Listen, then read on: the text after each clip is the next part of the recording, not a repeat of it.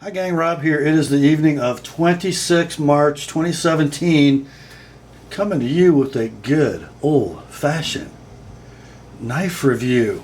And this is one that, man, I did not expect. Didn't see it coming. Here's the deal.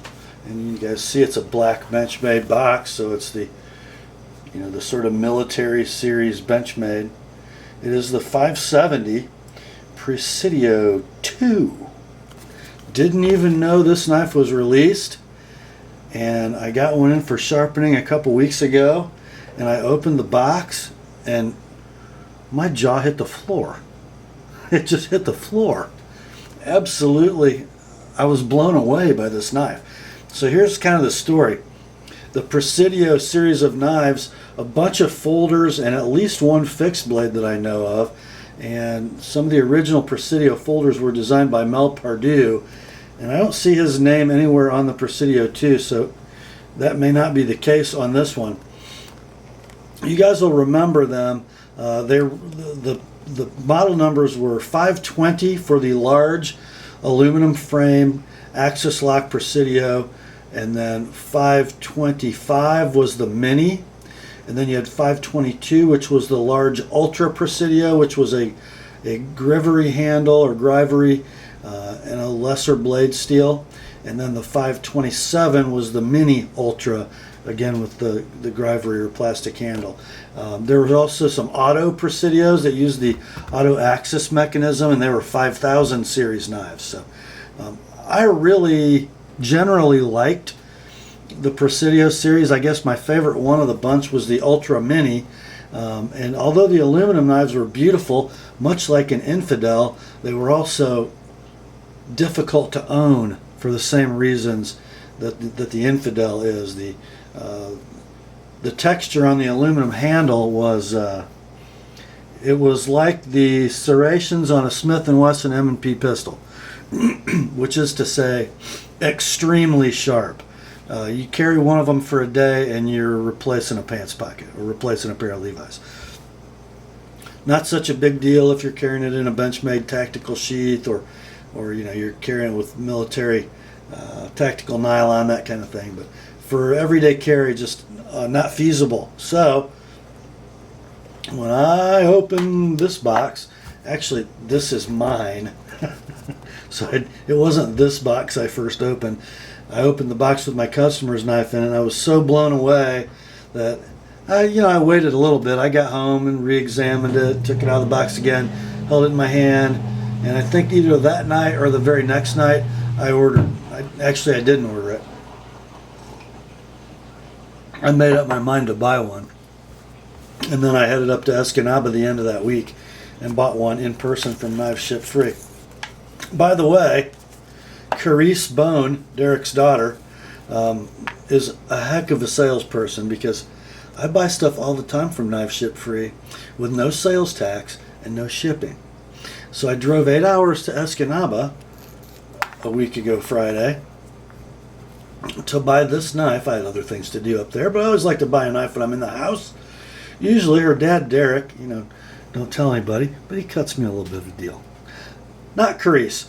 I paid full price, which was like $174 and change, plus Michigan sales tax, and I was happy to do it. But don't let that girl go, Derek. Here it is, the Benchmade Presidio 2. Let's just feast our eyes, shall we? Look at that gorgeous and deadly spear point blade with a super sexy swedge that goes, gosh, almost 3 inches long. The finish on this knife is pretty standard Benchmade. If you notice, the flats almost have the Blanchard grind, surface grind tool marks still visible, and then the flats and the swedge are a finer satin, and then they're given a light bead blast and a stone wash, which makes the finish super durable, super anti-glare, as you can see, and just very attractive. You know, I think a lot of people sort of bag on Benchmade for the rudimentary finish they put on their knives, but you're not going to hear me complaining about this one. Of course, one of the first things I did was go ahead and sharpen it. And you guys know I do that for two reasons. Number one, because I like a knife sharper than a factory edge. Also, when I sharpen a knife on an Edge Pro, it tells me a whole lot about the consistency of the factory primary bevel grind. I don't really care about their edge. I do care about their primary bevel grind. You know, is the knife of consistent thickness all the way to the cutting edge from hilt to tip? In this case, you're looking at a 16 degrees per side secondary bevel, and I think you can see it is extremely consistent front to back, side to side. And here's something I just love, and I'm so happy to see Benchmade paying attention. Not only do they have the normal choil that's a function of the closed position on the axis lock bar. The axis lock bar, when it's closed, has to slide along that flat surface you see.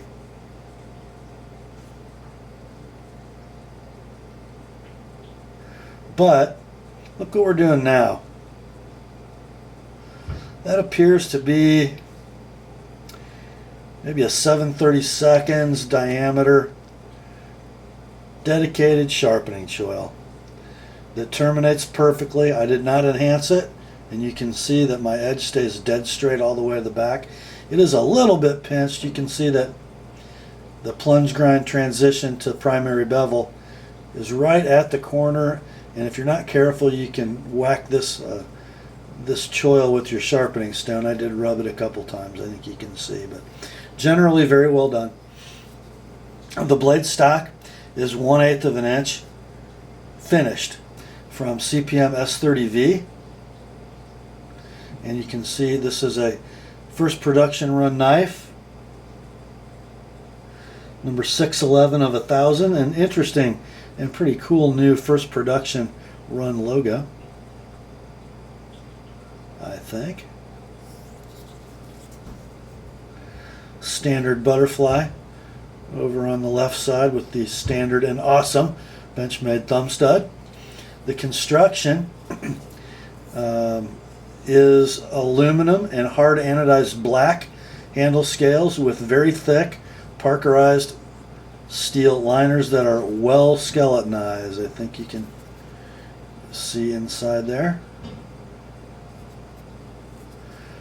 Big, huge stop pin for the axis lock. And it seems like this is the larger axis lock bar. And by the way, check this out. We have a free dropping blade with dead perfect blade centering and zero blade play in any direction. Just beautifully done. And I gotta say this about Benchmade. They have taken to heart a lot of the criticism they've gotten in the last few years. I've been sharpening and selling a lot of recent production Benchmade knives lately. And if you watch my sale videos, you've heard me lately with big bunches of Benchmade say, I have not seen this many well-centered, great action Benchmades in a very long time. And the Presidio 2 is certainly in that realm. I have now handled 6 of these knives. 1 that came to me for sharpening and 5 in the store at Knives Ship Free. I went in the back, opened the drawer, picked out 5 boxes, picked the best one, but I have to tell you, the differences were minor. You guys know I always look for free action, good blade centering, and a long dimension from the top of the sharpening choil to the cutting edge. This height, from here down to here. To give you long sharpening life in a knife that's thin behind the edge. All 5 knives I picked up at Knife Ship Free had perfect action and perfect centering. I just picked the one with the longest beard from sharpening choil to cutting edge. They were all beautiful, absolutely beautiful. This is a big knife, guys. 3 3/4 inches is the blade length, 5 1/8 is the handle length, and it's just over 5 5/8 of an inch thick, about 635 thousandths. Just let's take a look at a little size comparison here between other well-known Benchmades, okay? I'll put the tip right on the bottom of the frame.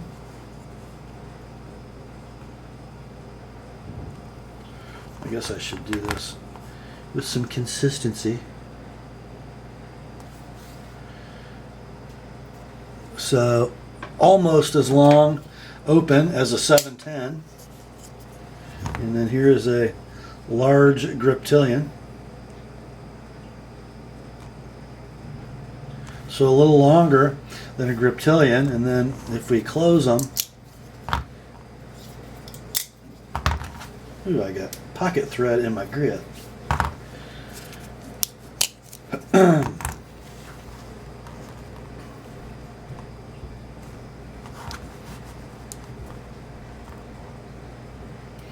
So it seems like it's a little more massive knife than both of those.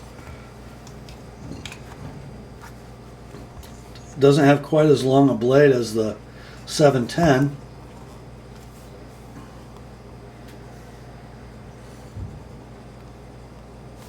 But there's a good shot of those three. It's a massive knife. Bigger than the original large Presidio. I think the original large Presidio had like a 3 and 15/32 blade, just shy of 3.5 inches. This is almost 3 3/4. I think it listed at 3.74. So the big changes in the knife that made it so attractive to me. By the way, it weighs 6.3 ounces. It ain't no lightweight, boys and girls. It's about as heavy as an XM18 Hinderer, and I would contend every bit is strong. Every bit is strong. Okay, so here are the differences. The original Presidio had a much more pronounced built-in guard in the handle. The thumb ramp came up what works like much higher and with a much sharper point, which made the knife very difficult to use in kind of a forward grip. That top of the guard portion of the handle was always jabbing you into your thumb knuckle. It had less than stellar jimping. The new Presidio 2 has really functional jimping that runs across both liners and scales, and it grabs the thumb nicely without being uncomfortable, and it's carried through on both sides, top and bottom. So although the guard portion of the handle much lower profile, the knife is actually more secure in the hand. Makes it much more usable as a utility blade. And because of it is textured, but it has a smoother finish. Notice we don't have saw teeth in our handle anymore. We just have flats with slightly chamfered, but still corners on each flat that give you good purchase. You're not going to file calluses on this knife like you could on the old one, but it's very secure in hand. And look how thoughtful. On the reversible tip-up pocket clip, they gave us an H with a big large flat in between two of the diagonal flats on the handle for, you guessed it, for the pocket clip to rest. So it comes in and out of the pocket just beautifully. The clip that you're going to get with this knife, one of my least favorites, it is the 2-screw into the 3-hole pattern loop over clip where the screw heads normally hang up on the top of your pants pocket, and it's painted. And this knife, just a week old, and you can see the painted clip has already got some witness marks in it from probably leaning up against a workbench at Bark River last weekend.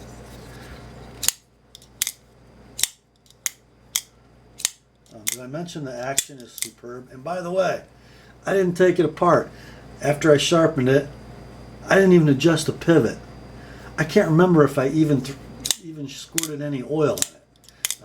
If I did, it probably didn't even need it.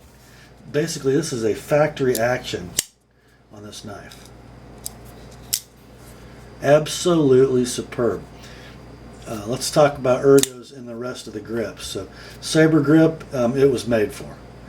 It is a fighting folder extraordinaire. Superb piercing knife with that swedge coming to a point that is just above center line, so it's very straight ahead while still giving enough belly for slashing cuts. Great utility shape, but in the saber grip, it's superb. Go to the hammer grip, it's superb. You can even come up, not really a finger choil here, but there's a little room. You could come up.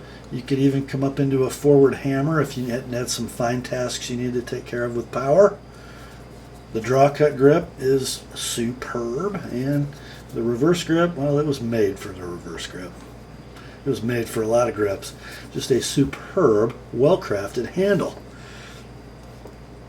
The only negative I'm going to attribute to this knife is the pocket clip, which I don't like. But as you guys know,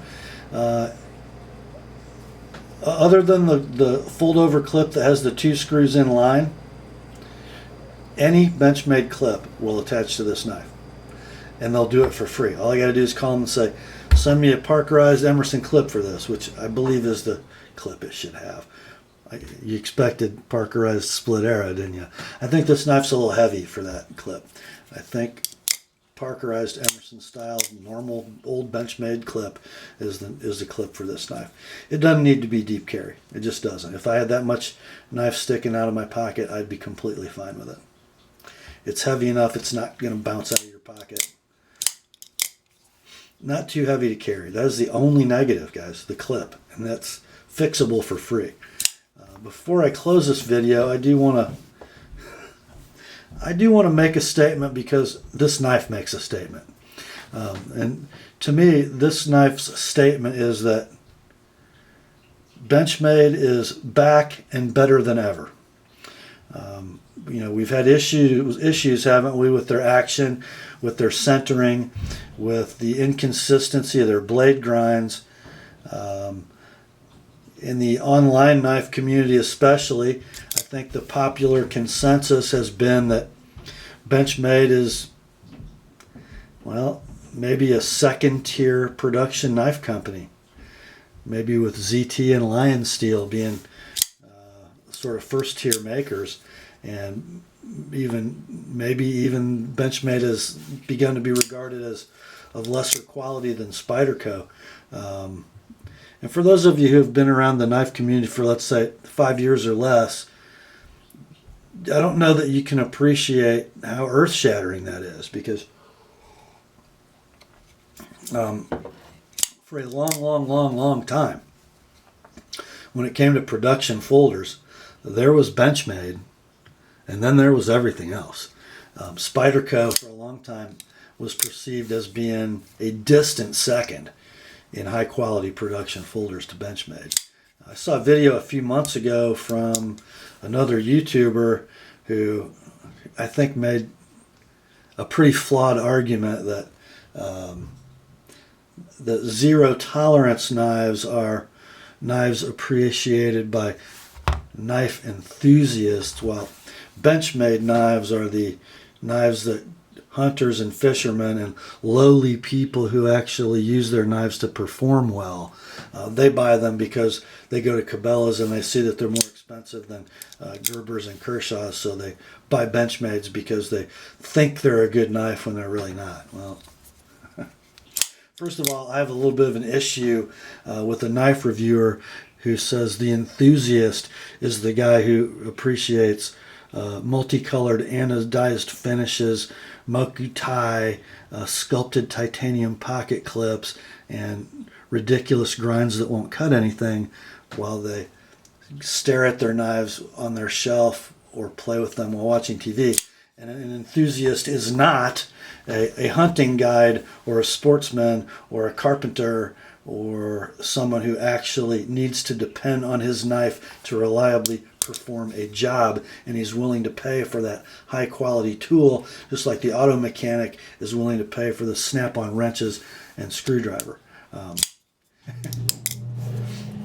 I say that second guy is the enthusiast, the first guy is the collector / poser. Although the market needs them, so I don't want to be too hard on them either. But here is Benchmade making knives with precision, with strength, with superb fit finish and precision, and heirloom Benchmades that will last a lifetime. And I know that some guys don't like hard anodized aluminum handles, but there are also guys who like to use them, beat them up, and appreciate them with scratches and nicks and chunks taken out of them and gray aluminum showing through while the knife is still operating flawlessly, by the way. So that, guys, is my preliminary review after carrying the Presidio 2 and using it pretty hard for a week or so. I just can't find anything about it I don't like. Oh, by the way, is it cut? I think it cut. I think so.